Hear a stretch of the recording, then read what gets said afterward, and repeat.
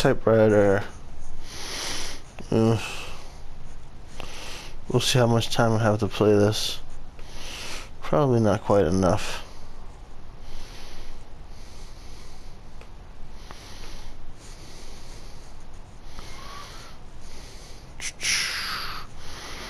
So, local save. Yeah, typewriter. I've been dying to play a little bit more of this game, and that's what I'll do tonight. Hopefully, we'll beat a few levels. I wish I had more time, but it'd be good just to get a little further here. We've completed Gothic. Moving on to Garamond. Interesting. I don't know exactly what Garamond is. I know it's a font, but it'd be interesting to learn about it. I didn't know there really was anything to learn about Garamond. I just thought it was like a typeface. Apparently it's significant. Let's hear about the Garamond.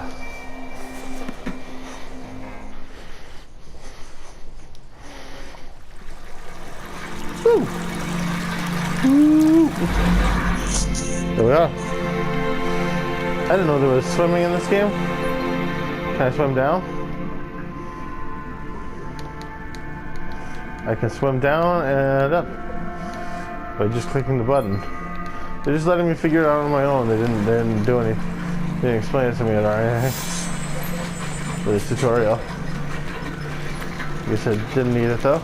Figured it out.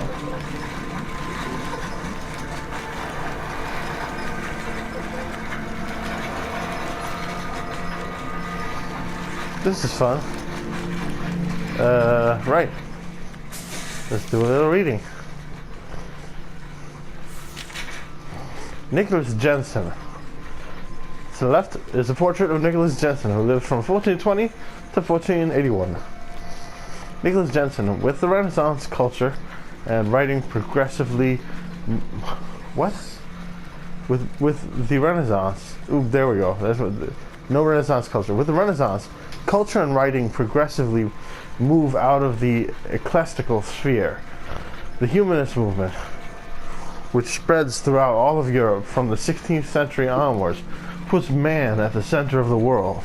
These humanists promote culture and science and advocate for the popularization of all knowledge. This period also marks an interest in texts from the antiquity, which are translated and broadly commented on. In Italy, Quattrocento, 15th century is characterized by a special revival of culture and the arts from the late Middle Ages. Exchanges between Germany and Italy lead to the rapid spread of the movable type print press. Ooh. So basically, nostalgia is occurring as the Renaissance occurs. Johann and Wendelin von Speyer met two native printers from Mainz. Let me reread that. Johann and Wendelin von Speyer, two native printers from Mainz, settled into Venice to help popularize Roman characters, which promptly replaced formerly used Gothic types. When Johann von Speyer dies, Nicholas Jensen, a Frenchman, takes over the workshop. Jensen, who was a trainee for several years in Gutenberg's workshop in Mainz, is acknowledged for the quality of the characters. Jensen leaves his mark by evolving the Roman alphabet on the basis of typographical principles, as opposed to the old manuscripts. He collaborates on the printing of over 150 Latin and Italian works, and is able to run as many as 12 presses at a time before his death in 1481. Cool.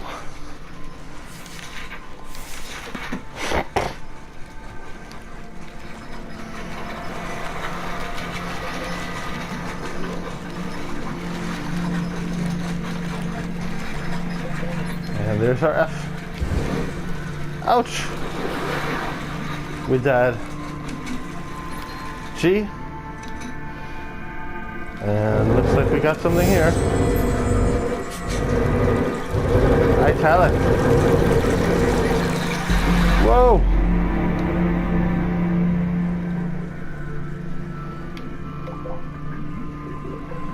Let's hear a little about the italic.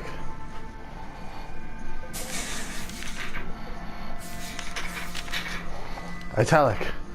Suetonius Lives of the 12 Caesars, printed by Robert Estienne in 1540. As you can see, the whole thing is in italics almost. Italic. Alda Manucci, a publisher, who follows in the footsteps of his grandfather, is known most notably for the invention of small portable books, forerunners of the modern pocketbook. As a humanist and reader of the ancient texts, his goal is to publicize classical texts at a lesser cost. To save space in 1499, he commissioned Francesco Griffo to create a smaller typeface, italic. Italic is slanted and narrower than Roman characters, and a reproduced version of script that is inspired by cursive. Cool. Is that it? Wait, yeah, that's it. Short one.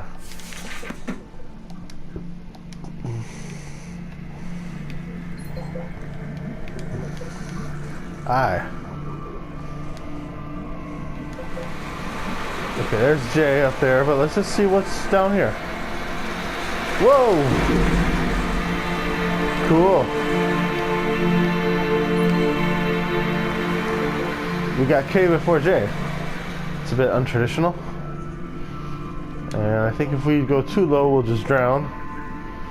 I don't think we need to check. We can always go back later and try. But I think I just would drown. And there's J. J is for Joshyblogz.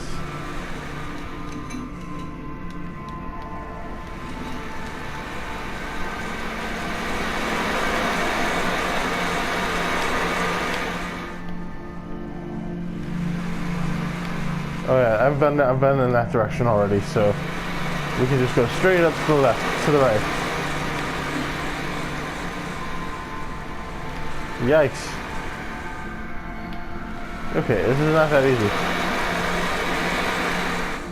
There we go.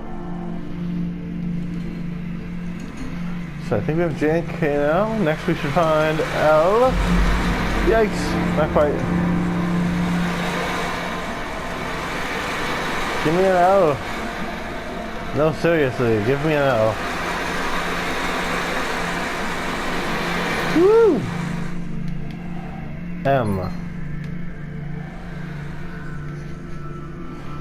You were doing well.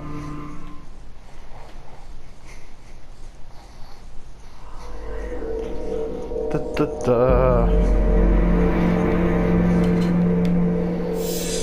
Okay. We got another thing to read about Jeffrey Torrey. Tell us about Jeffrey Torrey. Joshyblogz. To the left, we have Champ Fleury of Jeffrey Torrey, 1529. I guess that means that he wrote it, or drew it, I should say. As of 1470, printing in France is a product of 3 German printers. These printers also established a new process at the Sorbonne University, at the request of the minister of the University of Paris, King Francois I, an independent scholar known as the Restorer of Letters, owes his moniker to his active contribution and development of the arts, typography, and printing. Moreover, in 1537, it is his strict decree and control over written publications which ascertains that a copy of every work published in France be copied and submitted to the Royal Library. What?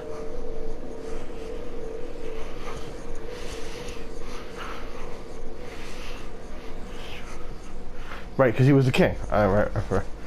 Yeah. So his library had every book in it. That's amazing. During this period, printers and editors are typically humanists who want to contribute to the distribution of ancient texts. Jeffrey Torrey, a printer and bookseller from Italy, teaches grammar and philosophy at the Sorbonne. He participates in the development of typographical art and sets a standard in French publishing, particularly with his famous work Champfleury, which appears in 1529. Like Luca Pacioli in Italy and Albrecht Dürer in Germany before him, he seeks to create letters using a geometric and rational approach, almost certainly drawing inspiration from Vitruvius' 10 books on the architecture. In other words, Vitruvius' 10 books on architecture. His typeface consists of uppercase letters divided into parts that mimic the perfect proportions of the human anatomy. Tori is titled in the official printer of King Francois. So he became the printer of the king. Cool. The first in 1530. I guess that means he got to print almost every book, and dies in Paris in 1533, only 3 years later, leaving behind a considerable amount of works. Impressive for 3 years. Oh, and here we are on top of his little pictures that he made, or something that's a bit like them, at least. Whoa, you hear that? Okay, we're gonna have some trouble here.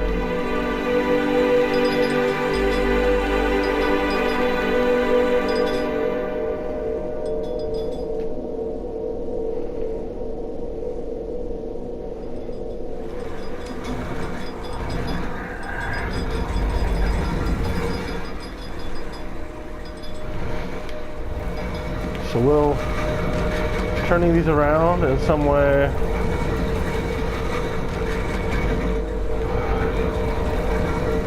There we go.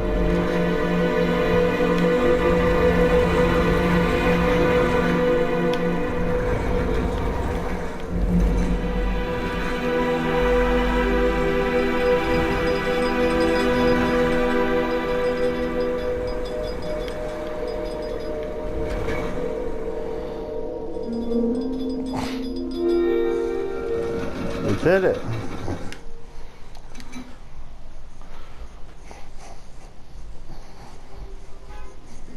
Moving on in Garamond. I'm gonna save a video clip here.